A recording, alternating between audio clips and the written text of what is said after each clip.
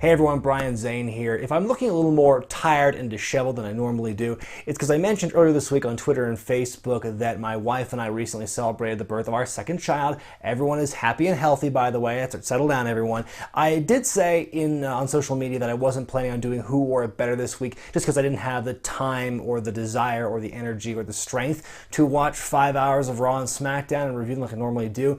But in the last couple of days, I have had time in between my short bits of sleep to watch the Hulu versions of Raw and Smackdown, and so I decided I would give you my thoughts because it'd be weird to have no kind of Raw or Smackdown review going into the go home week for TLC, and there was a lot of stuff going on this week that I wanted to address too. So I found the time to watch the stuff and talk about it here. So here we go. It's not going to be an official episode of Who Wore It Better. I'm not going to be comparing and doing comprehensive blow by blow. I'm not going to pick a winner this week. This is kind of a freebie, a kind of a friendly little review of just what happened on Raw and Smackdown. The things that I thought were the things most worth talking about. So here we go. Starting off with Raw, the Chris Jericho, Kevin Owens stuff. I felt like we had just seen this kind of thing before, where the driving the wedge between the two, like Kevin Owens to say some things that pissed Chris Jericho off.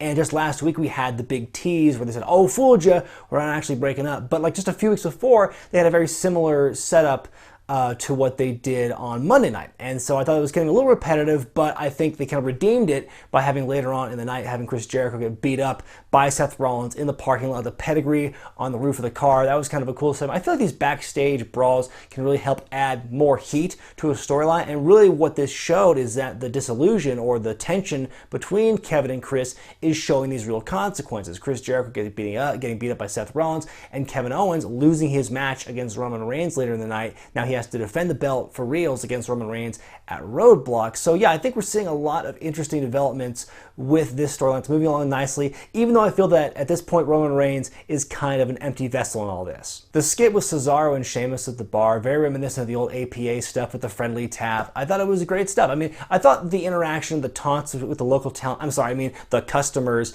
getting at them was a little hokey. I thought especially the multiple camera angles they had was very, made it look more staged than it already was. But I did like the ending of it when you see like these two guys who still don't like each other. They come to, this mutual agreement. It's like, we like beating people up. Let's be partners. Like, oh man, it just warmed the cockles of your heart. That was pretty cool. And of course, that's all happening just as the New Day are becoming full-fledged heels. They haven't made the turn officially just yet, but it's becoming more and more obvious now. Finally, I get it. It's not by accident that the team is winning and retaining the tag titles by these nefarious, blatantly cheating ways. I think it's going to turn into a full-fledged heel turn either right before or right after they beat the tag team title record. And then while that's happening, of course, you see Cesaro and Sheamus becoming besties, finding a nice bond through their mutual love of kicking ass and beating the shit out of people. And there you have, this opportunity here to knock the New Day off their perch. And I think it's going to mean so much more, and it's going to be such a bigger reaction if the New Day are fully heels. Then there was the Paul Heyman interview. I mean, my God, that was brilliant stuff. It was an amazing piece of storytelling from Paul Heyman there. He just perfectly articulated the storyline, what's going on between Lesnar and Goldberg. They helped legitimize Goldberg in a major way by talking about how much they underestimated Goldberg and how the spears, they cracked Brock's ribs. The outpouring of humility and embarrassment from Paul Heyman added this other whole dimension to the Heyman-Lesnar tandem that I don't think we've ever seen before. And I think that really helped add a layer to this storyline that people are still admittedly pissed off about. And I think this really helped legitimize all of that. It helped kind of answer and address all that hatred and doubt and cynicism toward the storyline. Like I've been saying, I still like what they did. And now that they've announced that Lesnar is going to be part of the Rumble match along with Goldberg, that could be very interesting. I don't think either of these guys are going to win, but I think one man is going to be instrumental in the other's elimination, or they're going to be instrumental in each other's elimination. Something's going to happen with there. But yeah, anyway, I'm rambling. Paul Heyman was incredible. Then there was the Women's Championship match in the main event. It was the no-holds-barred, falls count anywhere match. Last week in Who Wore It Better, I did say that if Sasha Banks won here, again, on Monday Night Raw, I'd be pissed. And to an extent, I am a little upset by that. The fact that every time these two have fought on Raw for the title, Sasha has won. Like, oh, it's crazy, it's amazing.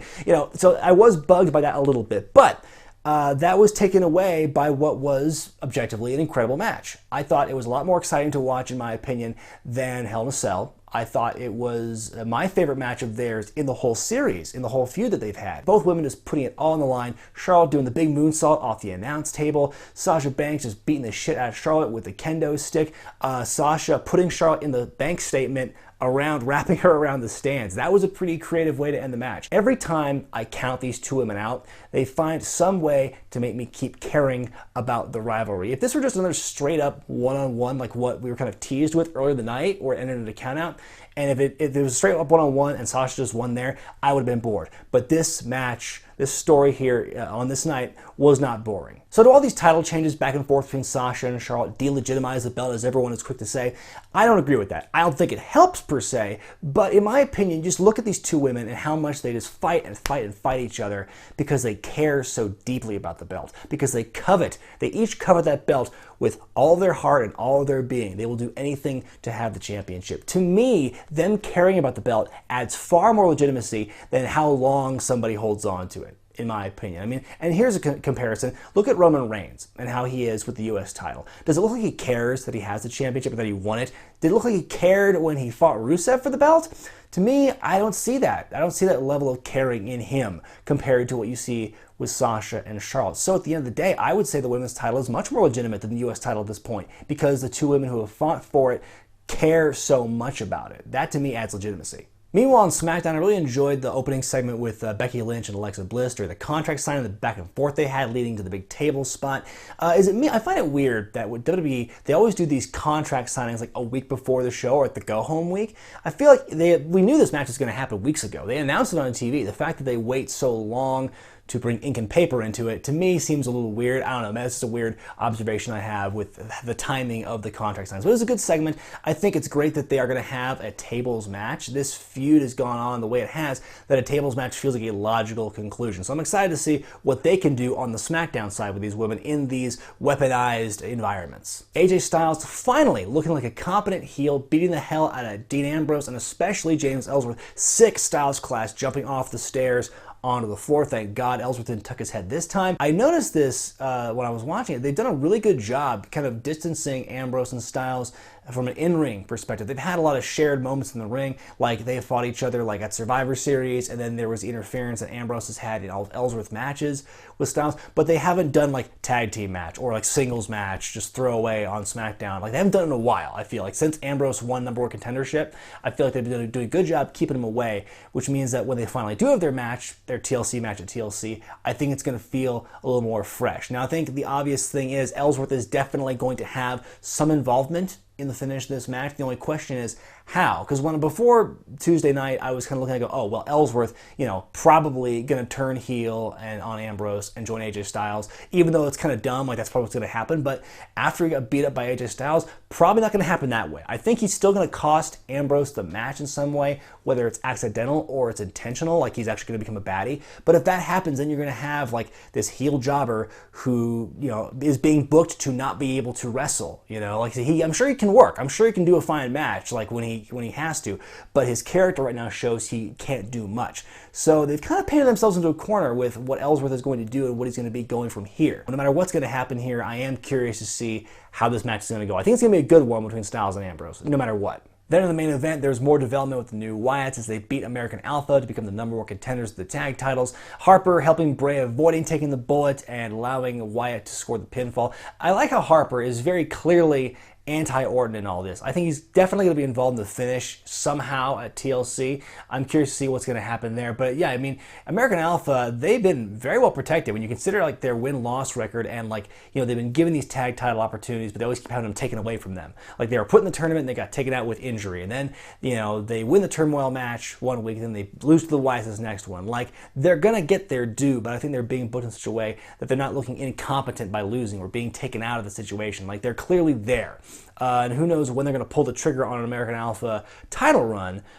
Maybe it'll happen after TLC if Orton and Bray win the tag titles. Who knows? But it's still looking good for American Alpha. Also, I did get to watch 205 live last night. I loved the main event. The hell of a match between Rich Swann and Kendrick for the Cruiserweight title. I'm kind of surprised they gave the belt to Swann, honestly. They had Swann beating Kendrick clean on Raw a couple times before this match. I just assumed, Kendrick is going to win by some nefarious tactic and the feud will continue. But no, Swann is now 3-0 against Brian Kendrick, won for the title. Congratulations to Rich Swann, easily the most popular cruiserweight in the division right now. So good for him for winning the belts. WWE, they do a new show when they put some new programming out throughout the years. They always try and do something. They always try and find a way to make the first one feel very important and can't miss. And I feel they did that successfully here with Swann beating Kendrick for the title. So yeah, we're curious to see how 205 Live goes from here, but I could tell the crowd on this night was a little bit tired by the end of it because they just watched Smackdown and now they're watching a bunch of cruiserweights. If I were a fan watching live, I think it'd be kind of a weird way to end the show and my experience at a live event, have all these big names, the main brand, then have this like 205 Live network exclusive thing. It seems kind of weird to me, but maybe I'm wrong. So those are my quick thoughts on the biggest moments of Raw and SmackDown this week. Again, not going to pick a winner. This is not an official episode of Who Wore It Better, even though I'm wearing the Who Wore It Better jacket. I think both shows overall were very strong. I think I'm leaning towards Raw now. I think all the segments I watched